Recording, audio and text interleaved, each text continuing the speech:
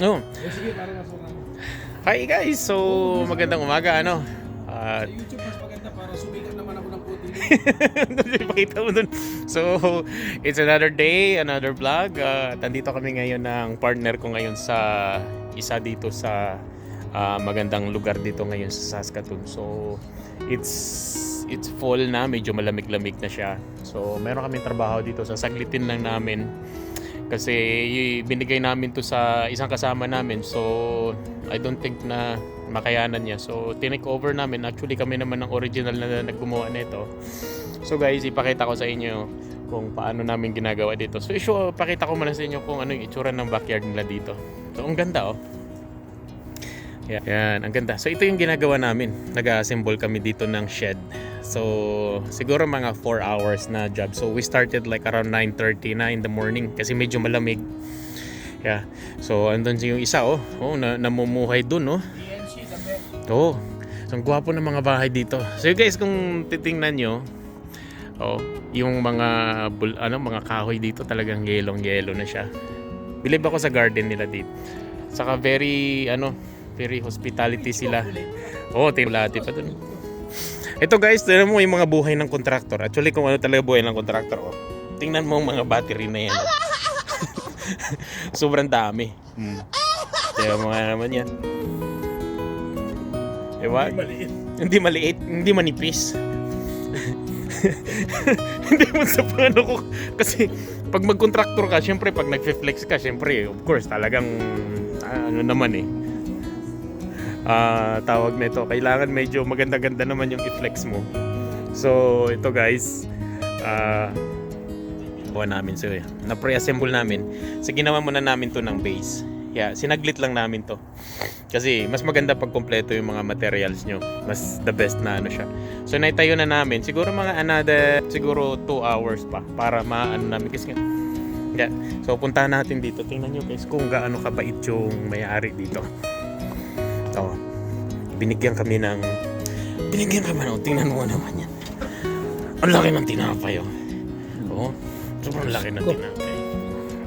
Ito yung isang doon. Diba? Gaano kapait dito yung itabi ko dito, Brad. So ngayon, kakain muna tayo. Oh, diba? Oh, parang ganun lang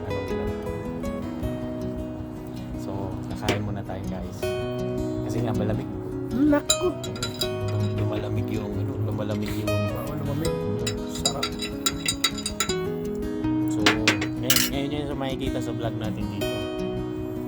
Yeah, ito yung buhay ng mga contractor dito. Hello, hi! Oh, so you're gonna blow it up, eh? Oh, yeah. Yes, yeah, it's fine. Okay, it's fine. Yeah, I like wet.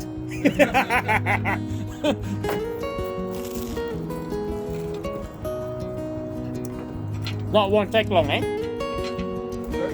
Don't won't take long, or? Hello. Are you from Sprinklers? Okay. Now, because you see, I'm building a garden shed. Yeah. One That would be fine for now. for now, But and this next green. year, we'll want it. Okay. Pero gusto ko We're matamis. putting some tags. Everything is okay? So far, yeah,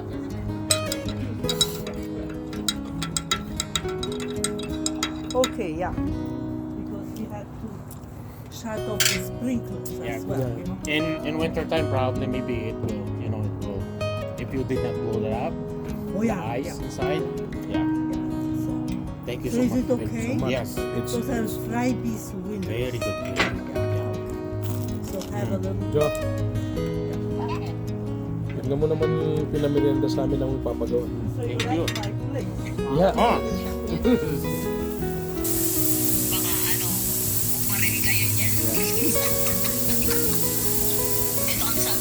yeah. I called my wife. I told my wife how good. Oh, good, good. Ano, no? Mag-isa lang siya kumain.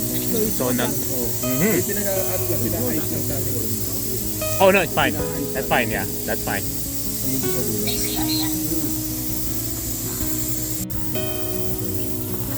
Bukuhan mo na ako. May tumawag lang kasi tsaka nagkaroon ng blow up sprinkler dito sa ano. So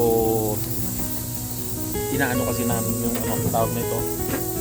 Yung sprinkler kasi dito pag winter kailangan talagang tanggalin yung tubig sa ano kasi ma-frozen tapos mabibitak masisira ng yung ano, tubo.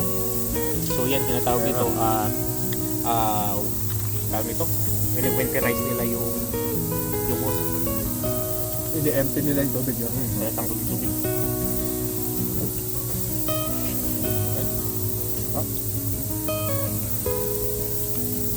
Natikman namin yung tubig niya na. Ang tawag nito, tingnan niyo yan kung gaano kalaki itong kamay ko, tingnan niyo oh. Taga-Europe sila, no bro? Taste of Europe. Isipin niyo yan na Blessing the Lord. yung mga kliyente ka na ganito. Mas malalaki pa yung baterya mo. Mga battery na lalaki, hindi pa maninipis. Nagagalit talaga sa akin. Actually kasi pag contractor ka dito, puhunan mo yan. Oo. Kasi yan ang naging ano mo yan. Gagamitin mo talaga yan sa trabaho.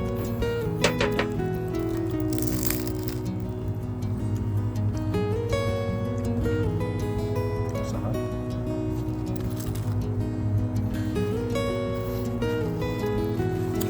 Nagbablog ako na ayaw mag-citizen ito, bago lang sila dito yan. 10 years ko na ito, citizen.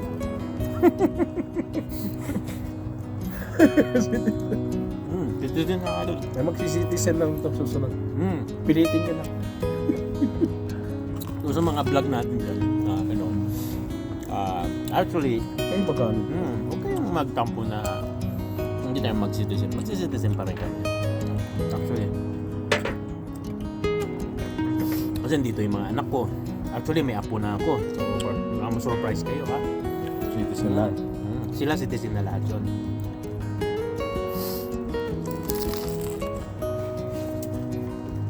Kaya wala naman kaming mapuntahan sa tawa. Either dito kami sa Canada or uwi kami din. So, ganun lang naman ang kaya huwag tayo magtampo.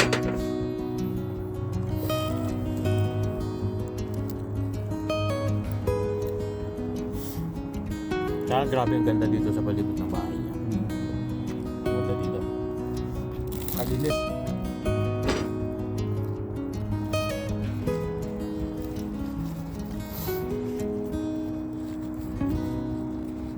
Binigay kasi namin itong trabaho na to. Actually,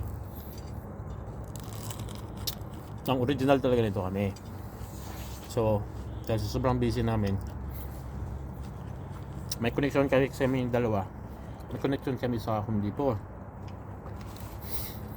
So, kaya nakikita niyo yun, yung sombrero namin.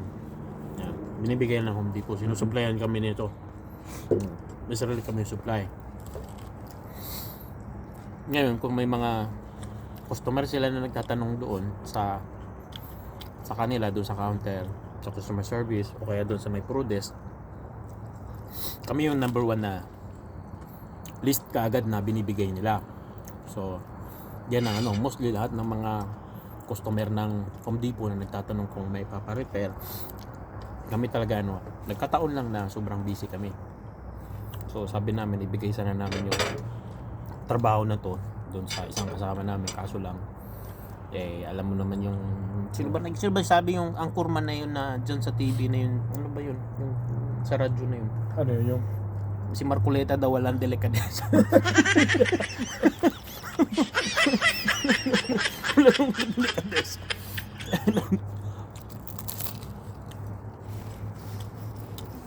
Yung plato niya, hindi, hindi, ang tawag dito, hindi dalarama. Hindi rin. Mamahalin. Tingnan niyo yung plato. Mamahalin. Brad, gusto mo kamatis, Brad? Hindi ko nagdala ng Brad. Galing din ng Europe, bro. Yun. Yung mga ano nila. No. Ang bang salita ito? Ba, 1792? Uy! Oo nga. Pwede ba namin itong maitakas to? May isang wala pa namin ng mahal. 1792 pa to, bro. Sasakyan mo to, brad ah. Kaya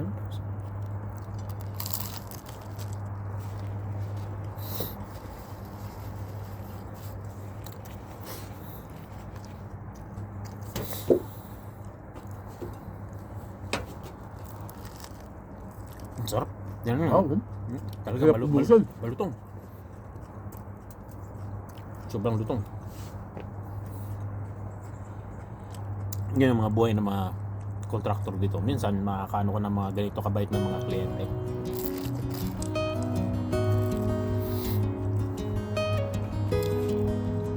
Minsan naman, may mga buraot.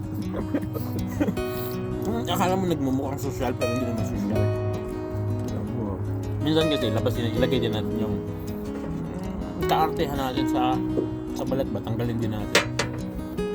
Tignan mo sila. Minsan mga tumapot, ito pa yung mga the best na mga kliyente.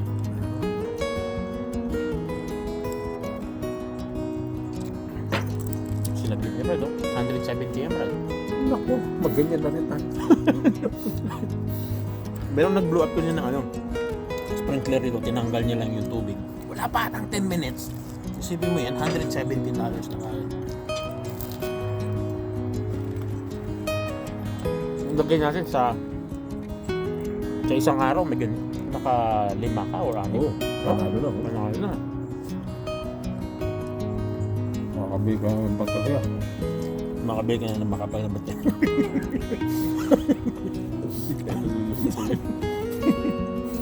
Gan taga-retire na yun. Ako nga nahiya dun. Tapos yung mga lagayan ko, yung alam mo yung box na pininturahan ko sa Sirkuit.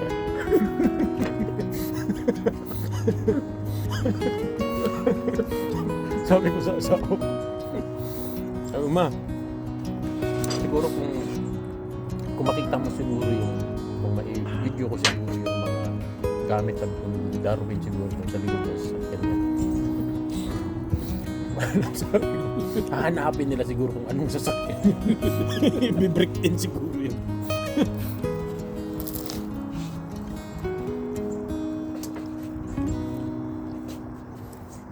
Shoutout lang kay ano, kay Inags. Inags, lagi ako nanonood sa mga vlog mo kahit na wala dito, wala doon. More coffee? Oh bro. Oh yeah. Yeah. Thank you. Ganda yung ano ni Inags kasi yung mga vlog ni Inags is mga everyday na vlog niya.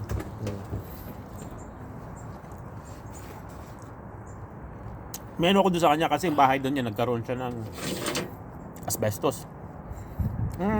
Actually, napanood ko yung ano mo na yun. Hindi naman nakakatakot yung asbestos kung wag mo lang galawin. Pabayaan mo lang siya. Kumbaga, wag mo siyang i-disturb. Marami kaming bahay na minsan talagang face to face namin yung mga asbestos na yan. Kasi yung bahay yung bahay mo nag-starting na siya na built siya ng mga 1960s. Doon nagkakaroon. Tapos na-stop na nila yan nung mga 1980s na.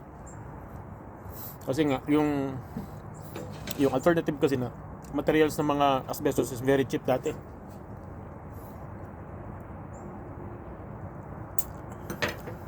So sobrang pinakamura ng materials ng asbestos dati. Kaso lang after that na realize nila na very dangerous pala kasi nga pag na-inhale mo kasi yun parang ano yan siya eh.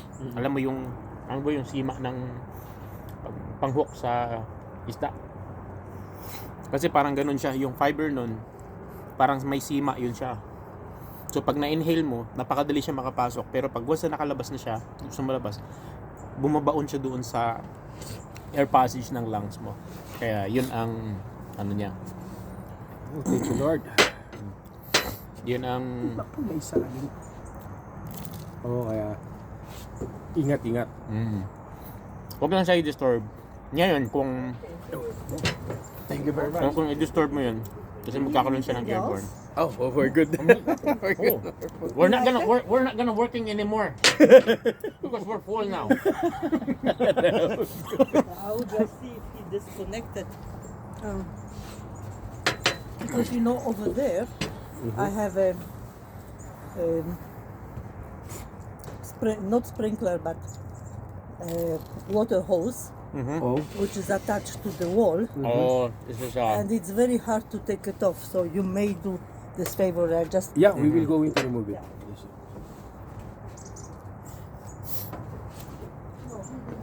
You're right. no, ganyan. What's that? But that's okay. This one I can manage. You see, this is like a hose like this. It has to be disconnected from the wall over there. Matanda na sila. And last year, On that side, right? on that side by the behind the fence, you know. Yeah, we will go in to remove it. Yeah. Thank you, thank you. Yeah, thank you If also. you need anything, go to the bathroom and talk. Okay, yeah, thank you. Napakabait talaga. Ito yung pinakamabait yata natin nagawa, no? Dun sa ano? Yung pinakain tayo dun sa may Ah, oo, sa Depden. Dibdib. Tapos dun sa may ano, napunta kang Bolt, mag-asawa na yun.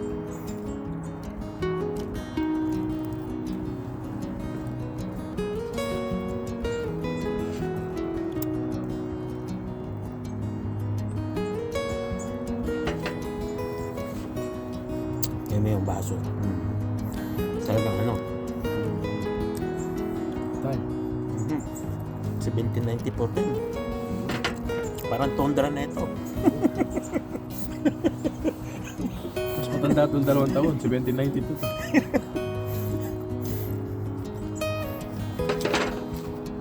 Ito kasing lugar na ito, bira kami napunta dito. Parang exclusive siya na ano, subdivision. Baka sabihin ng iba, in-exage natin, pero parang feeling ko nasa Canada ka talaga. Baka nandito ka. Tingnan niyo, tingnan niyo. Ganda talaga. Sa mga bahay namin, bakante kasi mga likod namin. Ito, tingnan niyo yan, no? Feeling mo nasa Canada ka talaga. Tingnan mo yung mga likod dito. Yeah. Baka maya sabihin nyo na masyadong exage yung ano namin. Ganda talaga. Ayun ang ginagawa namin doon. Medyo maano dito yung lugar nila. Tingnan mo sa likod, wala masyadong dumadaan. Parang may park sila dyan. No?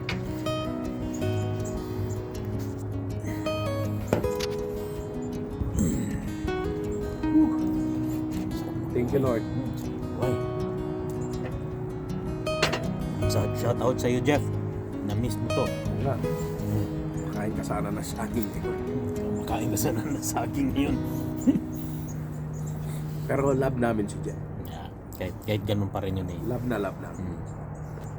Hanggang doon lang ang pagmamahal namin sa iyo.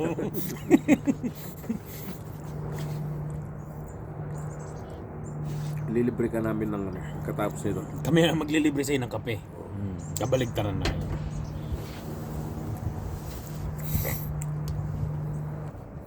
Tawag nito yung hindi siya ganun kalamig, yung parang misty siya na ito mo maramdam mo yung breeze talaga ng ito yung mga pinaka-favorite ko na ano na weather. Minsan pupunta pa, babiyahe pa kayo bro. Gabiyahe pa. Gabiyahe pa natin. Hanggat pwede.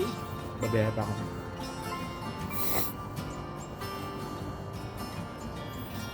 At least medyo ano pa tayo sa weather. Hanggat walang snow kasi pag may snow na wala na. No chance na talaga na babiyahe.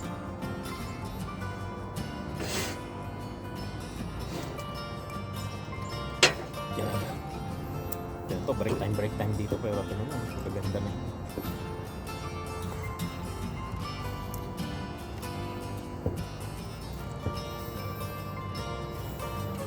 Kaya yung mga ko sa mga nag-subscribe sa akin, maraming salamat sa pag-subscribe niyo dyan sa channel ko. Sobrang liit pa ng channel ko talaga. I'm still learning. I'm still growing. So, yan ano ko dyan sa so ikaw yung nanonood dyan, ano pa inaantay mo, mag-subscribe ka na para matuloy-tuloy yung ano ng channel natin para ano ko sa inyo yung mga halos mga ginagawa namin dito sa Canada. Tsaka tawag nito, bihira lang kasi ako nag-upload ng mga video sa mga trabaho namin kasi nga nahihirapan ako na hawak mo yung phone. Tapos ngayon kasi medyo rush kami ngayon, meron pa kaming 2 deck na tapusin. So sa Monday, mayroon pa tayo sa ICR bro, no? Sa Monday, so naka-schedule yung Monday, Tuesday. Tapos Wednesday, mayroon pa kaming sa isang store na naman, liquidation store yan dito. So yan, may gagawin pa kami doon. Tapos kasi nga maraming trabaho talaga. Ano lang naman to, seasonal lang talaga. Once na mag-slow down yan sila mga bandang pag bumagsak na yung snow, hihinto na rin lahat yan. Pero salamat sa Panginoon, kahit slow down na lahat, mukhang hindi kami mag-slow. Hindi kami mag-slow. Salamat sa Panginoon. Hallelujah talaga dyan. So, glory talaga dyan. Ay, nakahanda na. So,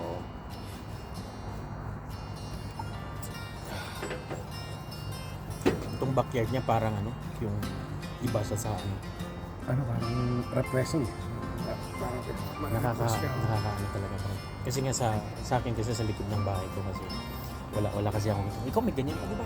Yung mga kahoy kayo. Susubukan mo, matuso ko sa Sa kanya wala talaga. Maganda, inalagaan niya talaga ng gusto. Maganda. Mukhang pag may nilalaglag na needle, pinupulot niya. Ayun kasi yung mga to. Ito pakita ko sa inyo to. Spruce tree ba? Pine yan siya. Yeah. Ito kasi mga to, hindi talaga namamatay yan sa winter. Yeah, mga to, hindi hindi naglalagas yan. Ganyan talaga yan. So may resistance to yung mga kahoy na to hanggang nasa minus 60 or minus 70 degrees yun sila. Kaya nila yan. Ayun, maganda dun, may pula siya na ano ba tawag yun, parang apoy. Ayun naman, yellow na siya doon. Ay, fall na. Yeah. So fall na siya talaga.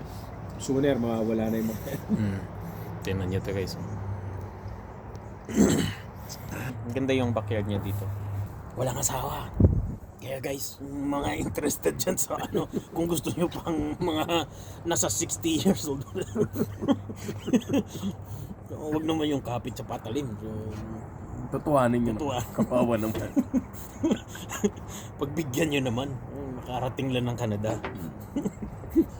Hindi ba yung mababait ako? Biro lang. Kinuwento ko nga sa kanya yung sabi mo na naginip daw siya, na binilan daw siya ng $300 daw ng sapatos. Matulog ka uli. Baka may mas mura.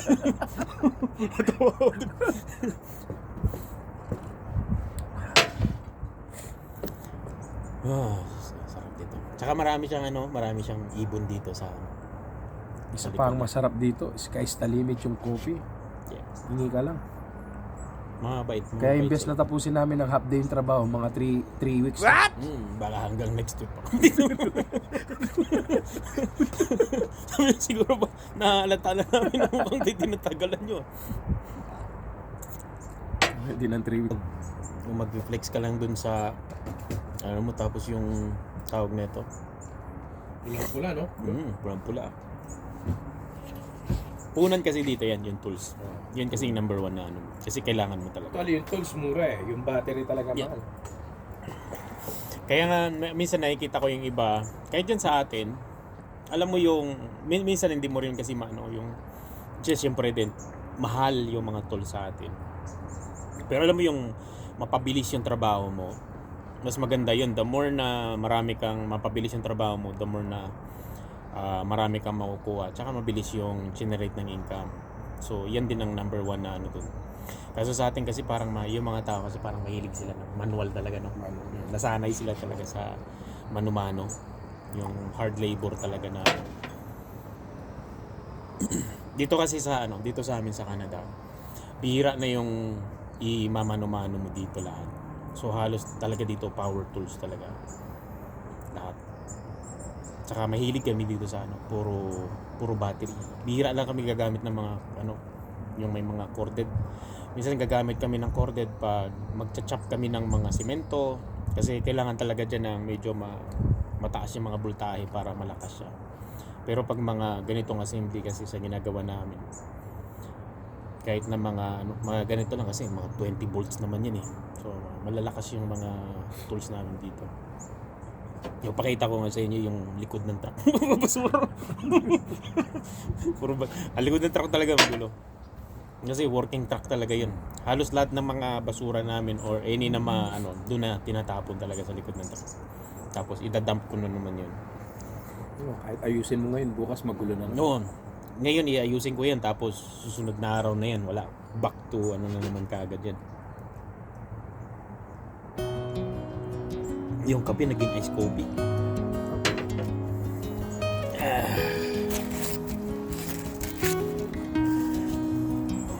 Masarap dito pero tinan mo may mga ibon pa rin kahit ganito kalamig na. Pa rin.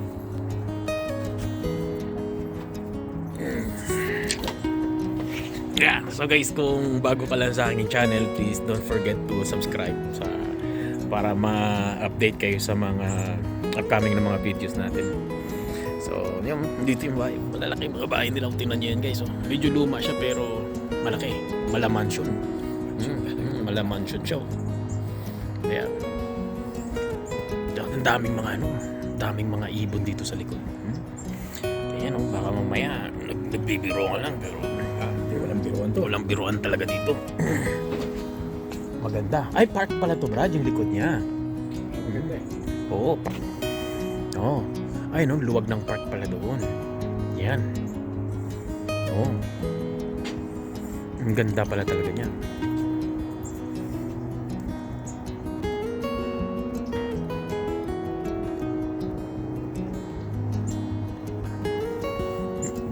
So may mga ibon pa dito.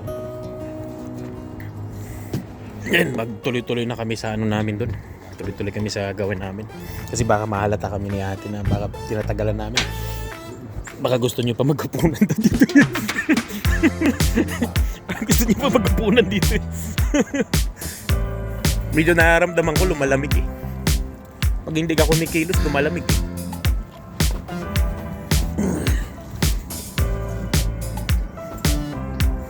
So yan, ito yung mga gawa namin.